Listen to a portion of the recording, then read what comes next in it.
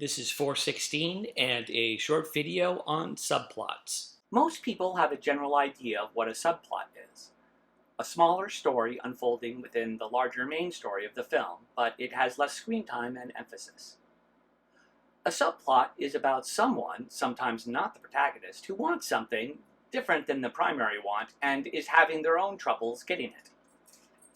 A subplot has its own internal structure. One can often map out the structure in the same way one maps out the larger story. Subplots can be embedded into the main story in different ways. Sometimes subplots are spread out and woven into the main plot. These subplots usually begin in the second or third sequence after the main plot is established, and are resolved in the sixth or seventh sequence before the main plot has reached its climax. However, sometimes a subplot is contained within a particular sequence. We'll see this in some character-driven films and road films that are structured more episodically. Sometimes the A-plot and B-plot are more or less independent of each other, and we cross-cut between the two. The subplot, in this case, is the story of a different character than the protagonist, but that story is related to the protagonist's story in an important way. We'll see this in Finding Nemo. The A-plot concerns the father's trip across the ocean to Sydney, and the B-plot concerns the son's attempts to escape a dentist's fish tank.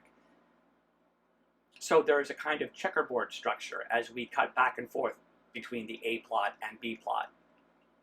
Just a quick aside, my goal in all of this is not just for you to memorize all my terms and charts. My goal is that you'll be able to look at movies yourself and be able to map them out in this way and see these patterns effortlessly.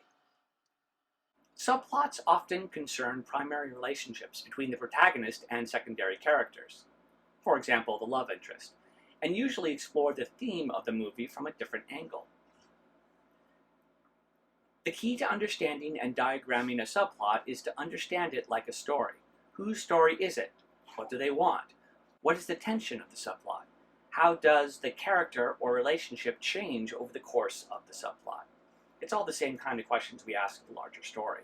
Lastly, when trying to come up with a single word or concept that describes a movie's theme, it is often helpful to look at all the different subplots, because subplots in general explore the same theme as the main plot, but from a different angle. So the subplots express different flavors of the theme, which is also, as it turns out, related to the character's need. Theme is related to need because whatever it is that the filmmaker thinks the main character really needs to be happy is often a reflection of the filmmaker's general view of life and what is important. And this, of course, will pertain to the larger concept or issue that the film is about.